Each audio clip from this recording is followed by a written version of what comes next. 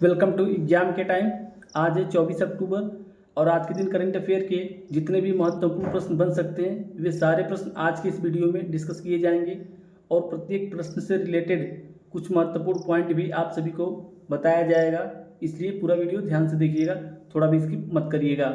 आज का पहला सवाल है, हाल ही में किस देश ने ब्रिक्स अनाज विनिमय प्रस्ताव की रूपरेखा प्रस्तुत की है? ऑप्शन ए रूस, ऑप्शन बी चीन, option C Brazil, option D इनमें से कोई नहीं। इसका सही आंसर कमेंट करें और बताएं ब्रिक्स अनाज विनिमय प्रस्ताव की रूपरेखा किसने प्रस्तुत की है? रूस ने, चीन ने, ब्राज़ील ने, इनमें से कोई नहीं। इसका सही आंसर है ऑप्शन ए रूस। प्रधानमंत्री मोदी को रूस का सर्वोच्च नागरिक सम्मान the Order of Saint Andrew's the Apostle प्रदान किया गया है। रूस के उपग्रह के टूटने से आईएसएस और अंतरिक्ष यातायात को खतरा बढ़ा है। रूस भारत का शीर्ष तेल आपूर्तिकर्ता बना है। रूस तालिबान को आतंकवादी सूची से हटाएगा। ब्रिक्स गेम 2024 का आयोजन रूस में किया गया है। रूस के राष्ट्रपति 24 साल बाद नॉर्थ कोरिया जाएंगे। रूसी अंतरिक्ष यात्री ओलेगो कुननेको ने 1000 दिन से अधिक समय के साथ सबसे अधिक दिन तक अंतरिक्ष में रहने का विश्व रिकॉर्ड भी बनाया है। प्रतिवर्ष संयुक्त राष्ट्र दिवस कब मनाया जाता है? ऑप्शन ए 24 अक्टूबर, ऑप्शन बी 25 अक्टूबर, ऑप्शन सी 26 अक्टूबर, ऑप्शन डी इनमें से कोई नहीं। इसका सही आंसर कमेंट करें और बताएं कि प्रतिवर्ष संयुक्त राष्ट्र दिवस कब मनाया जाता है? 24 अक्टूबर, 25 अक्टूबर, 26 अक्टूबर, इनमें से कोई नहीं। यूएन डे 24 अक्टूबर को मनाया जाता है। इसकी स्थापना 24 अक्टूबर 1945 में की गई थी। इसमें कुल 51 देश शामिल हैं। इसका हेडक्वार्टर न्यूयॉर्क में है। पहली बार 24 अक्टूबर 1973 में संयुक्त राष्ट्र दिवस मनाया गया था। तब से प्रत्येक वर्ष 24 अक्टूबर को संयुक्त राष्ट्र दिवस मनाया जाता है। हाल ही में आईएमएफ ने चालू वित्त वर्ष में भारत की जीडीपी वृद्धि दर कितने प्रतिशत रहने का अनुमान लगाया है? Option A 6.4%, option B 7.4%, option C 7%, option D इनमें से कोई नहीं। इसका सही आंसर कमेंट करें और बताएं कि आईएमएफ ने चालू वित्त वर्ष में भारत की जीडीपी वृद्धि दर कितने प्रतिशत रहने का अनुमान लगाया है? 6.4%, 7.4%, 7%, इनमें से कोई नहीं। इसका सही आंसर है ऑप्शन सी 7%। वहीं Standard and Poor rating agency ने भारत की जीडीपी 2024-25 में 6.8% रहने का अनुमान लगाया है और एशियन डेवलपमेंट बैंक एडीबी ने भारत का जीडीपी रेट 2024-25 में 7% रहने का अनुमान लगाया है। आईएमएफ की स्थापना 27 दिसंबर 1945 को किया गया था। इसका हेडक्वार्टर वाशिंगटन डीसी में स्थित है और इसके एमडी हैं क्रिस्टलिना जॉर्जीवा। भारत का नवीनतम बंदरगाह गैलेथिया खाड़ी का mega international container transshipment port कहाँ स्थापित किया जाएगा? ऑप्शन ए ग्रेट निकोबार द्वीप, option B Goa, option C Gujarat, option D Kochi. इसका सही आंसर कमेंट करें और बताएं कि भारत का नवीनतम बंदरगाह गैलेथिया खाड़ी का mega international container transshipment port कहाँ स्थापित किया जाएगा? ग्रेट निकोबार द्वीप में, गोवा में, गुजरात में, कोच्चि में। इसका सही आंसर है ग्रेट निकोबार द्वीप। यह भारत का 13वें नंबर का इंटरनेशनल कंटेनर ट्रांसशिपमेंट पोर्ट स्थापित किया जाएगा। हाल ही में किसने 24वीं राष्ट्रीय पैरा तैराकी चैंपियनशिप जीती है? Option A Karnataka, option B Tamil Nadu, option C Kerala, option D Maharashtra. इसका सही आंसर कमेंट करें और बताएं कि किसके द्वारा 24वीं राष्ट्रीय पैरा तैराकी चैंपियनशिप की ट्रॉफी जीती गई है? कर्नाटक, तमिलनाडु, केरल, महाराष्ट्र। इसका सही आंसर है ऑप्शन ए कर्नाटक। कर्नाटक को आप भारत के नक्शे में देख सकते हैं कहाँ स्थित है। कर्नाटक की कैपिटल है बेंगलुरु। कर्नाटक के चीफ मिनिस्टर हैं सिद्धारमैया। कर्नाटक के गवर्नर हैं थावरचंद गहलोत। कर्नाटक में दो बहुत ही महत्वपूर्ण बांध भी हैं, उसका भी रिवीजन कर लें। अलमट्टी बांध कृष्णा नदी पर, कृष्णा राज सागर बांध कावेरी नदी पर। बीसीसीआई ने बेंगलुरु में राष्ट्रीय क्रिकेट अकादमी का उद्घाटन किया है। आरबीआई ने बेंगलुरु में एसएफबी के निदेशक के लिए सम्मेलन आयोजित किया है। कर्नाटक में पहला गैस आधारित यलहंका गैस बिजली संयंत्र चालू किया गया है। दक्षिण भारत का पहला आदिवासी पुस्तकालय कानू कर्नाटक में खुलेगा। भारत में सर्वाधिक इलेक्ट्रिक व्हीकल चार्जिंग स्टेशनों के साथ कर्नाटक शीर्ष स्थान पर है। कर्नाटक सरकार ने वनों और पश्चिमी तटों में अतिक्रमण हटाने के लिए टास्क फोर्स का गठन किया है। ये कर्नाटक राज्य से रिलेटेड कुछ महत्वपूर्ण फैक्ट हैं, इसका भी रिवीजन करते रहिए। हाल ही में किस देश के भारतीय दूतावास में प्रवासी परिचय 2024 कार्यक्रम का आयोजन किया जा रहा है? Option A Saudi Arab, option B Oman, option C Iran, option D Yemen. इसका सही आंसर कमेंट करें और बताएं कि किस देश के भारतीय दूतावास में प्रवासी परिचय 2024 कार्यक्रम का आयोजन किया जा रहा है? सऊदी अरब में, ओमान में, ईरान में, यमन में। इसका सही आंसर है ऑप्शन ए सऊदी अरब। आप सऊदी अरब को वर्ल्ड के नक्शे में देख सकते हैं। यह एक खाड़ी देश है। सऊदी अरब की कैपिटल है रियाद। सऊदी अरब की करेंसी है सऊदी रियाल और वहाँ के किंग हैं सलमान बिन अब्दुल अजीज अल सऊद और सऊदी अरब के प्राइम मिनिस्टर हैं मोहम्मद बिन सलमान अल सऊद। इसका भी रिवीजन कर लें। भारत और सऊदी अरब में सार्वजनिक क्षेत्र लेखा परीक्षा को बढ़ावा देने के लिए समझौता किया है। सऊदी अरब पहली बार मिस यूनिवर्स प्रतियोगिता में भाग लेगा। सऊदी अरब मध्य पूर्व में Dream of the Desert train launch कर रहा है। भारत और सऊदी अरब के बीच अल मोहद अली हिंदी 2023 नौसेना अभ्यास आयोजित किया गया है। फीफा वर्ल्ड कप 2023 का आयोजन जद्दा शहर में किया गया है। सऊदी अरब में 800 अरब की मेगा प्रोजेक्ट मुकाब की घोषणा की गई है। नई दिल्ली पुस्तक मेले में सऊदी अरब को सम्मानित अतिथि के रूप में चुना गया है। सऊदी अरब ने पाकिस्तान की सबसे बड़ी तेल रिफाइनरी के लिए $10 बिलियन का निवेश किया है। हाल ही में एशियाई विकास बैंक का 69वां सदस्य कौन बना है? Option A Israel, option B Philippines, option C Malaysia, option D Afghanistan. इसका सही आंसर कमेंट करें और बताएं कि एशियाई विकास बैंक का 69वां सदस्य कौन बना है? इजराइल बना है, फिलीपींस बना है, मलेशिया बना है, अफगानिस्तान बना है। आपको बता दें एशियाई विकास बैंक की स्थापना 19 दिसंबर 1966 में किया गया था। इसका हेडक्वार्टर मलीना फिलीपींस में स्थित है और इसका 69वां सदस्य इजराइल बना है। इसका सही आंसर है ऑप्शन ए इजराइल। इजराइल को आप वर्ल्ड के नक्शे में देख सकते हैं कहाँ पर स्थित है। इजराइल की कैपिटल है जेरूसलम। इजराइल की करेंसी है इजरायली न्यू शेकेल और वहाँ के प्राइम मिनिस्टर हैं बेंजामिन नेतन्याहू। इजराइल के प्रेसिडेंट हैं इसाक हेरजोग। इजराइल से रिलेटेड कुछ इम्पोर्टेंट फैक्ट हैं, उसका भी रिवीजन कर लें। इजराइल प्राकृतिक गैस का उत्पादन में 60% की वृद्धि करेगा। अमेरिका ने इजराइल की सैन्य खरीद के लिए $3.5 बिलियन जारी किया है। इजराइल ने अपने अत्याधुनिक AI संचालित युद्ध टैंक बराक का अनावरण किया है। BEL ने इजराइल की एरोस्पेस इंडस्ट्री के साथ समझौता किया है। इजराइल के शोधकर्ताओं ने स्टेम कोशिकाओं से कृत्रिम भ्रूण बनाया है। UN ने इजराइल को ब्लैक लिस्ट किया है। इजराइल की संसद ने उनराव को आतंकवादी संगठन घोषित किया है। इजराइल ने हमास के खिलाफ जारी लड़ाई को ऑपरेशन आयरन स्क्वाड कोड नाम दिया है। ये सभी पॉइंट इजराइल से रिलेटेड हैं जो किसी भी वनडे एग्जाम के लिए बहुत ही महत्वपूर्ण साबित हो सकते हैं, इसलिए इसका बार बार रिवीजन करते रहें। हाल ही में कौन HSBC की पहली महिला CFO नियुक्त हुई हैं? Option A Pam Kaur, option B Ranjita Sen, option C Subhashree, option D इनमें से कोई नहीं। इसका सही आंसर कमेंट करें और बताएं कि HSBC की पहली महिला चीफ फाइनेंशियल ऑफिसर नियुक्त हुई हैं। सुभाश्री, रंजीता सेन, पैम कौर, इनमें से कोई नहीं। इसका सही आंसर है पैम कौर, ऑप्शन ए। कुछ और भी इम्पोर्टेंट नियुक्तियां हुई हैं उसके बारे में भी देख लें, उसका भी रिवीजन कर लें। टाटा ट्रस्ट का नया अध्यक्ष नोएल टाटा को नियुक्त किया गया है।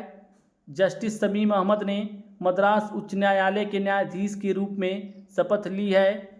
एसपी धारकर अगले वायुसेना उप प्रमुख नियुक्त हुए हैं। अनुराग जैन को मध्य प्रदेश का नया मुख्य सचिव नियुक्त किया गया है। जस्टिस मनमोहन को दिल्ली उच्च न्यायालय का मुख्य न्यायाधीश नियुक्त किया गया है। अनिल कुमार गुप्ता को एएआई का सदस्य नियुक्त किया गया है। जेएसडब्ल्यू स्पोर्ट्स ने सौरभ गांगुली को नया क्रिकेट निदेशक बनाया है। अमित गर्ग को हैदराबाद स्थित सरदार वल्लभ भाई पटेल राष्ट्रीय पुलिस अकादमी का प्रमुख नियुक्त किया गया है। हाल ही में लुओंग कुओंग को किस देश का राष्ट्रपति चुना गया है? Option A Vietnam, option B दक्षिण Korea, option C Indonesia, option D इनमें से कोई नहीं। इसका सही आंसर कमेंट करें और बताएं कि लुओंग कुओंग को किस देश का नया राष्ट्रपति चुना गया है? वियतनाम के, दक्षिण कोरिया के, इंडोनेशिया के, इनमें से कोई नहीं। इसका सही आंसर है option A Vietnam. Luong Cuong को वियतनाम का नया राष्ट्रपति चुना गया है। अभी हाल फिलहाल में कुछ और भी राष्ट्र के प्रमुख चुने गए हैं, उसका भी रिवीजन कर लें। प्रोबो सुबियांतो ने इंडोनेशिया के राष्ट्रपति का पदभार संभाला है। अनुरा कुमार दिसानायके श्रीलंका के 9वें राष्ट्रपति बने हैं। हरनी अमर सूर्या श्रीलंका की नई प्रधानमंत्री बनी हैं। पैंटोंगटार्न सिनवात्रा को थाईलैंड का प्रधानमंत्री नियुक्त किया गया है। कामिल मदौरी को ट्यूनीशिया का प्रधानमंत्री नियुक्त किया गया है। क्लाउडिया शिनबाम मैक्सिको की पहली महिला राष्ट्रपति बनी है। मसूद पेजेस्कियान ने ईरान के राष्ट्रपति के रूप में शपथ ली है। मिशेल बार्नियर को फ्रांस का प्रधानमंत्री नियुक्त किया गया है। हाल ही में global anti racism championship award 2024 की विजेता उर्मिला चौधरी का संबंध किस देश से है? Option A Nepal, option B Sri Lanka, option C Bharat, option D इनमें से कोई नहीं। इसका सही आंसर कमेंट करें और बताएं कि global anti racism championship award 2024 की विजेता उर्मिला चौधरी का संबंध किस देश से है, वो किस देश की निवासी हैं? इसका आंसर करें आप लोग। नेपाल की, श्रीलंका की, भारत की, इनमें से कोई नहीं। इसका सही आंसर है ऑप्शन ए नेपाल। उर्मिला चौधरी को कामलारी प्रथा को समाप्त करने के लिए ये अवार्ड दिया गया है। कामलारी प्रथा का मतलब है बंधुआ मजदूरी। Global anti racism championship award को वैश्विक नस्लवाद रोधी चैंपियनशिप पुरस्कार भी कहा जाता है। प्रत्याशा रे को 2024 के एकलव्य पुरस्कार के लिए चुना गया है और एकलव्य पुरस्कार ओडिशा सरकार के द्वारा दिया जाता है। मिथुन चक्रवर्ती को दादा साहब फाल्के पुरस्कार के लिए चुना गया है।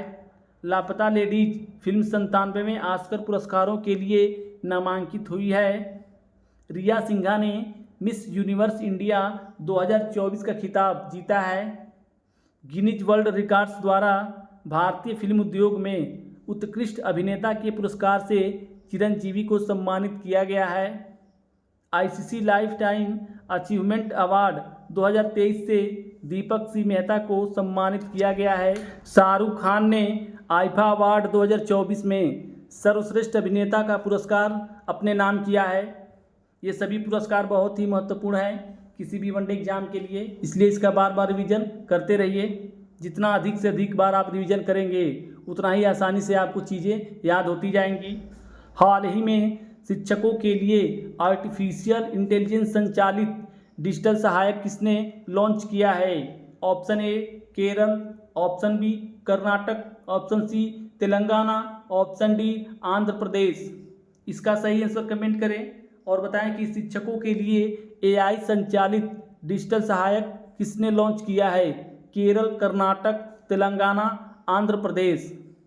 इसका सही आंसर है ऑप्शन बी कर्नाटक। इसका मेन उद्देश्य है शिक्षक की सहायता करना और शिक्षक को प्रशिक्षण प्रदान करना। हाल ही में हीरो महिला इंडियन गोल्फ ओपन टूर्नामेंट कहाँ प्रारंभ हुआ है? Option A Maharashtra, option B Haryana, option C Uttar Pradesh, option D इनमें से कोई नहीं।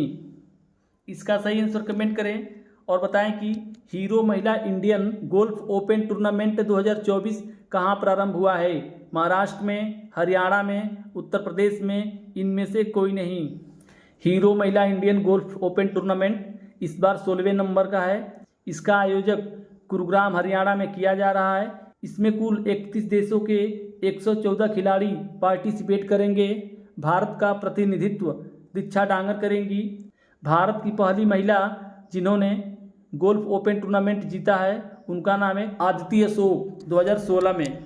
आज के वीडियो का ये लास्ट प्रश्न है। इसके बाद पिछले वीक के करंट अफेयर का क्विक रिवीजन किया जाएगा। हाल ही में चौथी परमाणु पनडुब्बी अरिदमन S4 कहाँ से लॉन्च हुई है? Option A Goa, option B Kolkata, option C Visakhapatnam, option D Kochi. इसका सही आंसर कमेंट करें और बताएं कि चौथी परमाणु पनडुब्बी अरिदमन S4 कहाँ से लॉन्च हुई है? गोवा से, कोलकाता से, विशाखापट्टनम से, कोच्चि से। इसका सही आंसर है ऑप्शन सी विशाखापट्टनम। इसके पहले भारत 3 परमाणु पनडुब्बी लॉन्च कर चुका है। पहली पनडुब्बी का नाम है चक्र जो रूस से लिया गया था। दूसरी INS अरिहंत जो स्वदेशी रूप से विकसित किया गया है। तीसरे नंबर का परमाणु पनडुब्बी है INS अरिघात जो दूसरी स्वदेशी निर्मित पनडुब्बी है। और चौथा है अरिदमन S4 जो स्वदेशी रूप से विकसित किया गया है और इसको विशाखापट्टनम आंध्र प्रदेश से लॉन्च किया गया है। इसका भी रिवीजन कर लें। हरियाणा सरकार ने किडनी रोगियों के लिए निःशुल्क डायलिसिस की घोषणा की है। मेरा हाउ चोंगबा महोत्सव मणिपुर में मनाया गया है। न्यूजीलैंड ने दक्षिण अफ्रीका को हराकर ICC महिला T20 वर्ल्ड कप जीता है।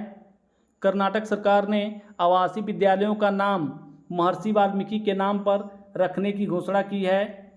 भारत प्रतिबंधित प्रौद्योगिकी का रूस का दूसरा सबसे बड़ा आपूर्तिकर्ता बना है। भारत को ISSF जूनियर विश्व कप 2025 की मेजबानी का अधिकार मिला है। रश्मिका मंदाना को भारतीय साइबर अपराध समन्वय केंद्र का राष्ट्रीय ब्रांड एम्बेसडर बनाया गया है। बाला देवी 50 अंतर्राष्ट्रीय गोल करने वाली पहली भारतीय महिला खिलाड़ी बन गई हैं। असम में कांटी बिहू त्यौहार मनाया गया है। भारत का दूसरा सबसे बड़ा तितली विविधता केंद्र काजीरंगा नेशनल पार्क को घोषित किया गया है। सॉवरेन वेल्थ फंड्स द्वारा अबू धाबी को विश्व का सबसे अमीर शहर घोषित किया गया है। CJI DY चंद्रचूड़ ने संजीव खन्ना को अपना उत्तराधिकारी नामित किया है। यह भारत के 51वें नंबर के मुख्य न्यायाधीश बनेंगे। भारत के बेंगलुरु शहर में फ्लाइंग टैक्सी चलेगी। पंकज अडवाणी ने बिलियर्ड्स में सिंगापुर ओपन खिताब जीता है। निकारागुआ ने इजराइल के साथ राजनयिक संबंध तोड़ने की घोषणा की है। भारत और ओमान ने गोवा तट पर संयुक्त नौसैनिक अभ्यास नसीम अल बहर आयोजित किया है। मानसी पारेख को राष्ट्रीय फिल्म पुरस्कार 2024 से सम्मानित किया गया है। अभ्युदय जिंदल को इंडियन चैम्बर ऑफ कॉमर्स का अध्यक्ष नियुक्त किया गया है। S परमेश को भारतीय तटरक्षक बल का महानिदेशक नियुक्त किया गया है। भारत की पहली एयर ट्रेन दिल्ली में चलेगी जो दिल्ली इंटरनेशनल एयरपोर्ट पर चलाया जाएगा। एक टर्मिनल से दूसरे टर्मिनल पर जाने के लिए यात्रियों को किसी भी प्रकार की कोई असुविधा न हो सके। ये अक्टूबर के फर्स्ट वीक और सेकेंड वीक और थर्ड वीक के करंट अफेयर का वीडियो आपको हमारे यूट्यूब चैनल पर देखने को मिल जाएगा। आप वहां से चाहें तो पूरे अक्टूबर मंथ का वीकली करंट अफेयर के वीडियो के माध्यम से बहुत ही कम समय में रिवीजन कर सकते हैं। इसलिए इन सभी वीडियो को एक बार देखकर करंट अफेयर का रिवीजन जरूर करें। पूरा वीडियो को देखने के लिए धन्यवाद। अगर आपको ये वीडियो पसंद आया हो तो वीडियो को अधिक से अधिक अपने दोस्तों के पास शेयर करें और चैनल को जरूर सब्सक्राइब करें। बेल आइकन को प्रेस करना न भूलें ताकि मेरे द्वारा कोई भी करंट अफेयर का वीडियो अपलोड करने पर सर्वप्रथम नोटिफिकेशन आपके पास जाए। मिलते हैं करंट अफेयर के अगले वीडियो में, तब तक के लिए धन्यवाद।